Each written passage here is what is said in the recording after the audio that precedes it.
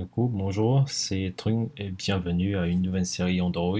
Dans ces vidéos, je vais vous expliquer comment fonctionnait Play Store App Signing et ensuite je vais vous guider étape par étape comment vous pouvez adopter cette solution à votre application existante.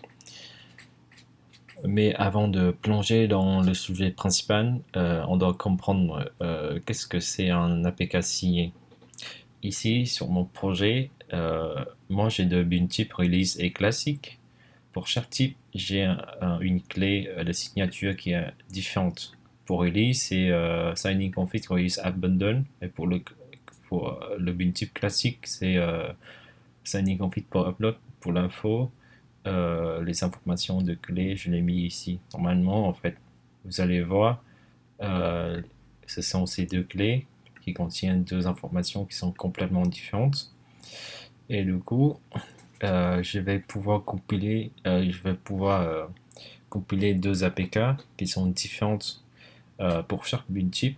Vous pouvez le faire grâce aux commandes de Gradle qui est à droite sur votre éditeur. Vous pouvez aller sur Android, votre application name, le nom de votre application dans Order, et il y a toutes les commandes nécessaires. Du coup, ici, j'ai déjà fait Assemble Release. Il va générer euh, l'APK qui correspond au build type release. Et quand vous faites assemble classique, il va générer l'APK qui correspond au build type classique, donc signé avec la clé qui est spécifiée ici. J'ai déjà fait. Du coup, ici, moi j'ai deux APK différentes. L'APK classique qui correspond au build type classique et l'APK de release correspond au build type de release.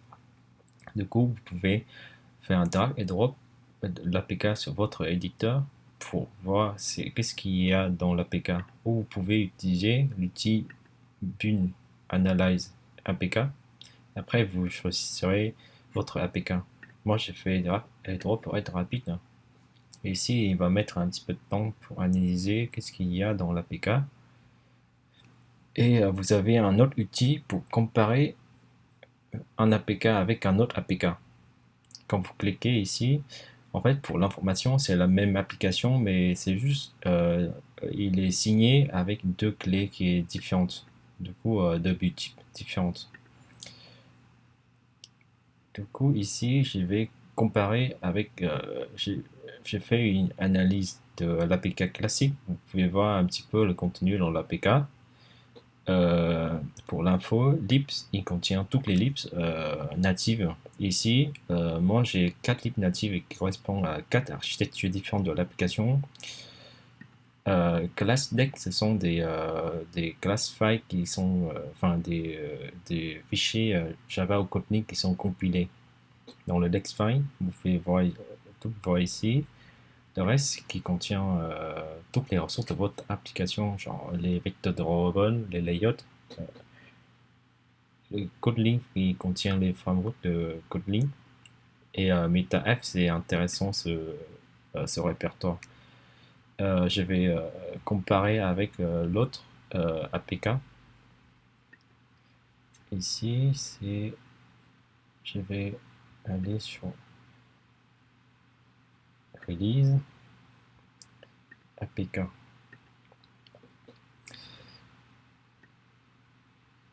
Et du coup, vous pouvez voir la différence répertoire par répertoire, fichier par fichier, via ce tableau. Du coup, vous allez voir sur la taille de l'application, il y a une petite différence sur le fichier DEX, il y a une petite différence quand même. Sur, sur les fichiers des ressources, les strings, il n'y a aucune différence. Sur les fichiers des ressources, les layouts, les vecteurs de rebond, aucune différence. Sur les libs, aucune différence. Sur Kotlin, il n'y a aucune différence. Sur Manifest, la même chose. La différence se trouve ici sur meta in-f, le dossier meta-in-f. Quand vous regardez dedans, il y a app underscore classique Kotlin module, du coup, parce que c'est une app classique, enfin, c'est une app que j'ai vue avec le type classique, du coup, il y a fichier app underscore classique pour un Kotlin module qui est généré, du coup, ici, il y a pas de, Sur l'APK de release, il n'y a pas. Et sur l'APK de classique, il en a un. Mais du coup, c'est la même chose. Sur l'APK de release, il doit avoir un app underscore release.coupling module qui n'existe pas dans l'APK classique ici. On va essayer d'en trouver. Ici, c'est bien ici. Du coup, il est ici, mais pas celui-là. Du coup, à part de ces deux fichiers, vous allez voir sur tous d'autres fichiers, il n'y a aucune différence ici, sauf sur un fichier qui s'appelle cert.rsa, qui est 10 bytes différentes. C'est un fichier de certificat que quand vous signez votre application, il va donner, il va générer dans le dossier meta-inf. Du coup, on va investiguer ce fichier un petit peu plus pour voir pourquoi il y a une différence entre les deux. Du coup, en APK, c'est un archive que vous pouvez décompresser avec WinZip, WinRAR ou un outil par défaut de Mac. Ici, j'ai déjà décompressé pour vous. Déjà, je vais retrouver le fichier serf ici.